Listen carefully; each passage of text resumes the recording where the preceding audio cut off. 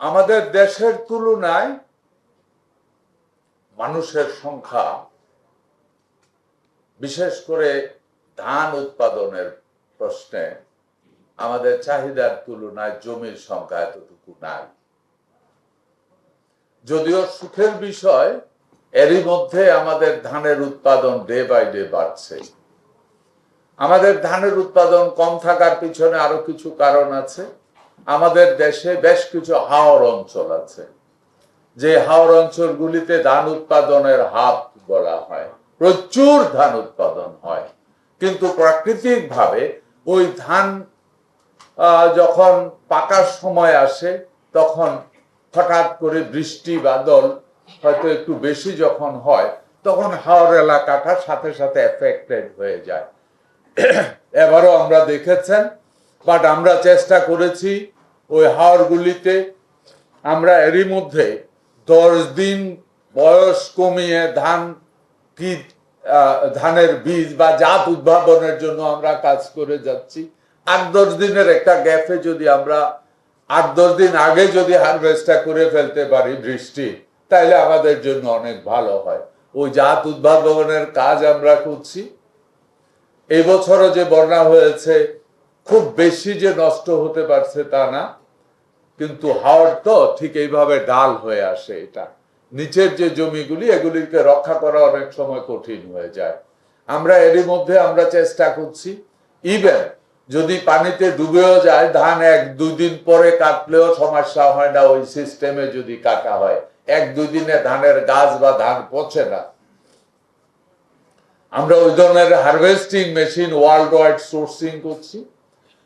কোনো ভাবে যদি আমরা খুঁজে পেয়ে যাই, আমাদের যারা ইঞ্জিনিয়ার আছে তাদেরকেও বলা হয়েছে যে মনে করেন পানির নিচে ডুবে গেল, 1 হাত পানির নিচে চলে গেল, ওইখানেও মেশিনে ধানটা কাটা যায় কিনা, এই ধরনের কোনো মেশিন যদি আমরা খুঁজে বের করতে পারি, তাহলে এই সমস্যাটা সমাধান হবে। 2-10 দিন আগে যদি ধান কাটতে পারি, তাহলেও আমাদের এই সমস্যার সমাধান হবে। যার কারণে আমরা ওই ধরনের জাত উদ্ভাবনের কাজও আমরা করতে যাচ্ছি, চেষ্টা করছি। আশা করি ভালো হয়ে যাবে ইনশাআল্লাহ, চেষ্টা আমাদের আছে। মৎস্য অবতরণের স্থানে রাজনৈতিক লোকদের দখলে। ধন্যবাদ আপনাকে এই নিউজটা দেওয়ার জন্য। আপনার এই ব্যাপারটা আমরা খতিয়ে দেখছি। যদি এ ধরনের কিছু হয়, আশা করি আমরা নিয়মতান্ত্রিক ভাবে আইনগত ব্যবস্থা নেব এবং এটাকে নিয়মতান্ত্রিক ভাবে চলার ব্যবস্থা করব। এই মৎস্য আহরণের সম্ভাবনা কমে যাচ্ছে, লাইটার শিপ যাচ্ছে ইত্যাদি। দ্যাট মিনস লাইটার শিপ আপনার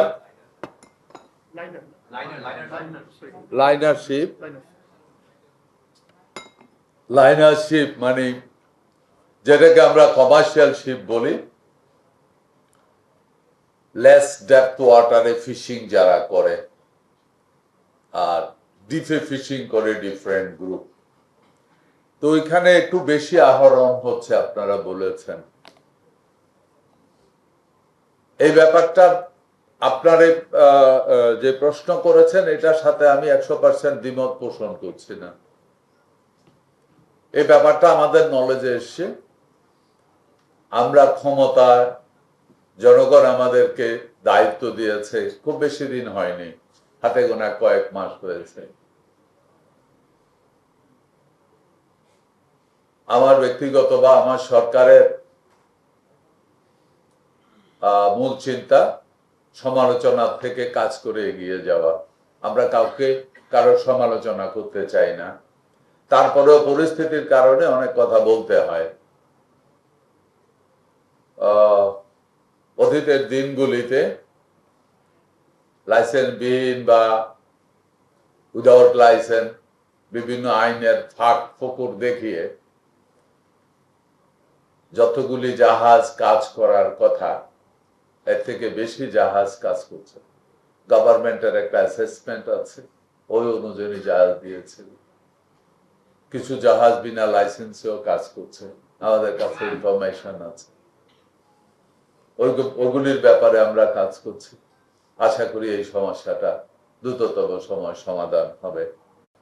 নেক্সট প্রশ্ন ছিল আপনাদের, ইলিশের প্রযোজন কমে যাচ্ছে, দাম বেশি, তাও আপনার সাথে একমত।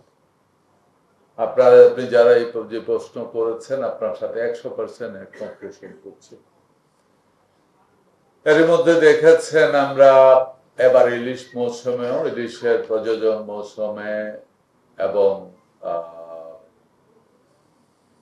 ঝাটকা ইলিশ যেন না ধরতে পারে, আমরা প্রযোজন মৌসুমেও আমরা যারা মৎস্যজীবী আছে তাদেরকে আমরা লিস্ট করে প্রচুর সহযোগিতা করেছি এবং ঝাটকা নিধনেও আমরা প্রচুর দীর্ঘ সময়ের জন্য আমরা ফার্মাররা বা কৃষক মৎস্যজীবীরা যেন মাঠে না যায়, নদীতে না যায়, পোনা মাছ না ধরে, এই জন্য আমরা দীর্ঘমেয়াদী তাদের সাথে কাজ করছি, তাদেরকে সহযোগিতা করে গেছি।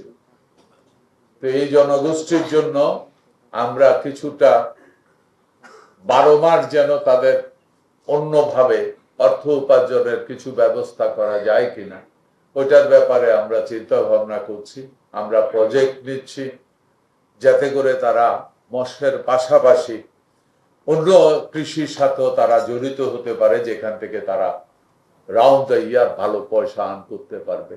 আমি বিশ্বাস করি তারা অর্থনৈতিকভাবে যদি স্বাবলম্বী করতে পারি তাদেরকে, তাহলে এই জনগোষ্ঠীর একটা বিরাট পার্সেন্টেজ দাদনদারের উপর নির্ভরশীল হয়। এটাও একটা প্রধান সমস্যা। এই দাদনদারদের হাত থেকে যদি তাদেরকে রক্ষা করতে পারি তাহলে তারা দাদনদারদের যারা আছে তাদের যে প্রভাব, এটা থেকে তারা বেঁচে গেলে আশা করি এই ঝাটকা নিধন বন্ধ হবে, তাহলে মাছের উৎপাদন বাড়বে।